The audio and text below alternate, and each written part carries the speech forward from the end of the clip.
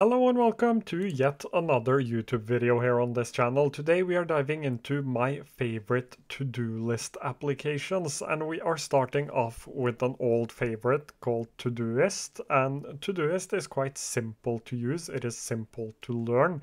It has these projects, or you could call them tags. Where this app excels is actually at quick capturing. So I could write film YouTube video, and I could write today in Norwegian, and I could give this a priority like this and just capture it quite easily. If I wanted it to go into one of my lists, I could actually give it a tag like this as well. So it is really good at quick capturing tasks, which is something I know a lot of people do like. They have AI abilities inside of this as well to help you actually break down a task, but that isn't something I have tested out and I can't talk about. But you have the ability to write inside of here if you wanted to add some ideas and things inside of your tasks. You can get reminders on the Pro plan, and you can also get a place on the Pro plan, so you could add a place where the task needs to be done. And to take a look at the pricing, this costs for the yearly plan, it costs you in, let's do euros, costs you 4 euros or 4 USD each month for the yearly plan, which isn't terribly priced compared to its competitors. One thing I do like is this right here, where you can drag your tasks back and forward, which is something I really enjoy. It gives you more of a Kanban view right here. The next app I wanted to talk about is actually called ticktick, and ticktick is very similar to Todoist. I would say that these are the most similar apps on today's list, with the ability to have different lists, tags, but here you have a full calendar view, an Eisenhower metric, Pomodoro, habit tracker, and you can search through your things as well. So I would call this more of an all-in-one solution.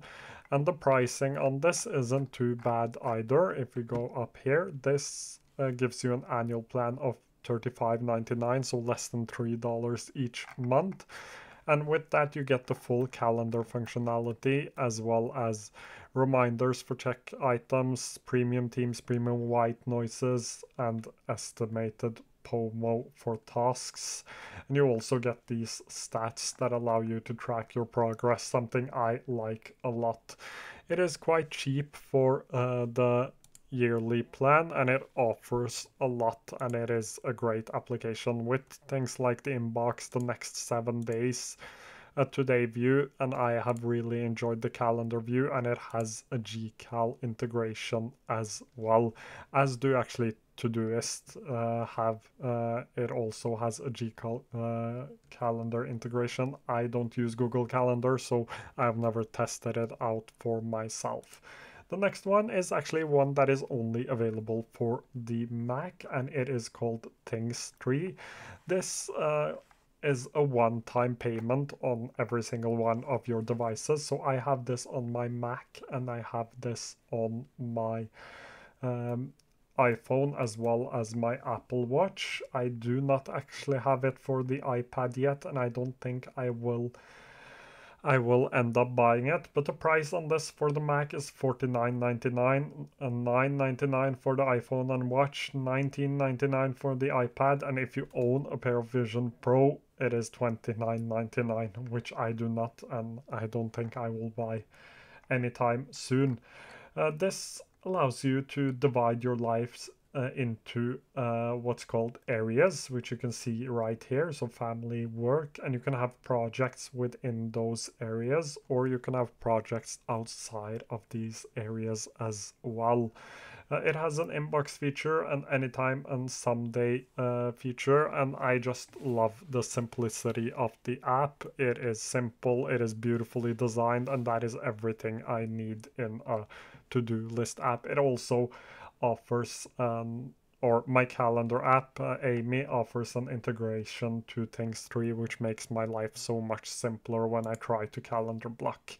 Now let's take a look at timestripe, which is very, very different. So the other applications want you to just plan your to-dos, plan your days, and never forget a to-do. This app wants you to think of your long-term goals with life goals, yearly goals, monthly goals, today and weekly, and you can always see these, so you're always reminded of your goals, which I think can be really good, but the app looks a little frightening. There is a little learning curve to this, but I have broken down a task as an example. So my goal is to become a professional footballer. So by this year, I want to get signed by a team. By this month, I want to go on trial, and uh, this week I should probably contact teams about a trial. So just an example here, and I have exercise for half an hour right here. You can add different boards, so a Kanban, a reading list, a project plan, a GTD, if that's something you use. These are all different templates that you can use.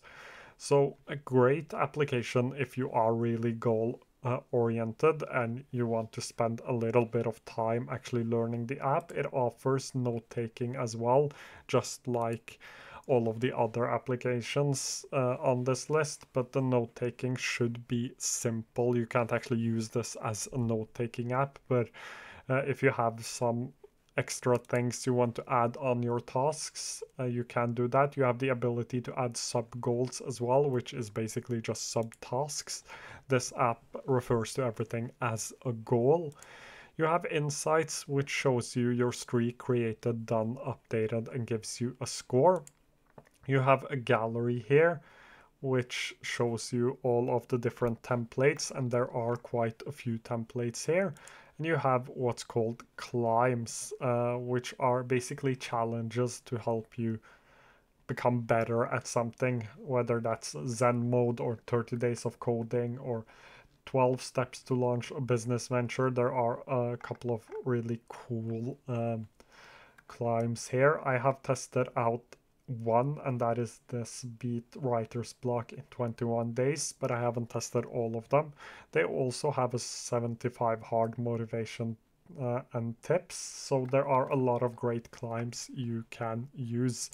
The pricing on this is a little more expensive. I got a discounted offer today, which gives me it for $5.25 if billed yearly, but it is originally priced at $7.50 or $10.50 each month, or $15 each month, or you can go for the 5-year plan, which is $5 each month, or on the deal I got today, it is $3.50. And you get a couple of different things. You get the ability to actually have more boards. You can do more climbs, and that is the two main things. So the boards I showed you right here, you actually have a limit on them, which is a little bit annoying. I would like to have more boards and categorize my life into different projects in these boards, but you are limited on the boards if you go for the free plan. But the paid plan is actually quite good if this is something you will use, because it is a beautiful looking and beautifully designed and built application with the ability to always have your goals in mind. So if you're super goal oriented, this is the app for you. So I had a discussion with myself whether this should be here or superlist should be the last app I've mentioned. So I decided to mention both of them. This is called Toos, and Toos is more of an all-in-one application where you can take notes, you can give tags to your notes, you can organize them into different lists, but I have mainly used this as a to-do list application to remember small tasks and to remember things like when a football match starts, or when I need to watch something, or there is something I want to watch on Netflix, I tend to just write it down here. And that is mainly what I use this app for, but I have used it extensively before.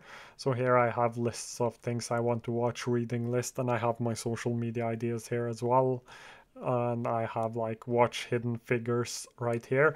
This is a great to-do list application. It is a great all-in-one application, but you have a little bit of gamification with boards and leaderboards here, and the ability to gain coins and use them for things inside of the app. So the app is totally free, and you have a way to see all of your to-dos inside of here.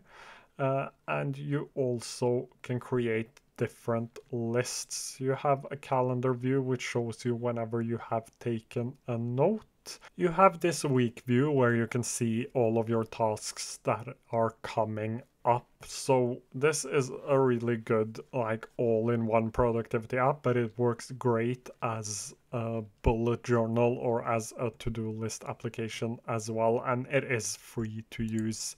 The last app is called Superlist. This is from the same team that built the app Wunderlist, which got acquired by Microsoft and today is Microsoft To Do.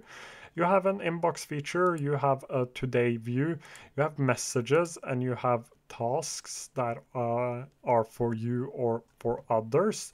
And this kind of shows you what this app is trying to be. It is trying to not only be a simple to-do list application, but also an application for teams, especially smaller teams, to collaborate on different tasks. You have the ability to put things into different lists right here. And you also have the ability to share things, as I said, and this chat feature is really cool for a smaller team.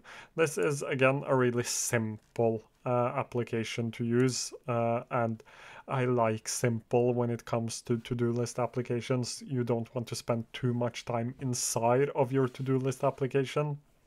So I'm a big fan of simple. The pricing on this, they have a free plan, which gives you everything you actually want. So unlimited task notes and reminders, unlimited private lists, 5 shared lists, up to 5 people, Gmail, Google Calendar, Microsoft To Do, and email forwarding integration, email task summarization, and up to 10 megabytes of upload and 500 megabytes file storage. They have a pro plan which costs you $8 each month or 96 yearly. And they also have a pro team plan as well if you are a bigger team. This gives you unlimited shared list with up to 25 people, and it also gives you 25 gigabytes of file storage and 500 megabytes of upload and AI list creation as well. And you can also use the free team plan if you are in a startup phase and you do not have too much money to spend on project management and to-do list and team management. So that was all of the apps for today's video. Thank you so much for watching. If you have any questions, feel free to leave them down below and I will try to get to them as soon as I can.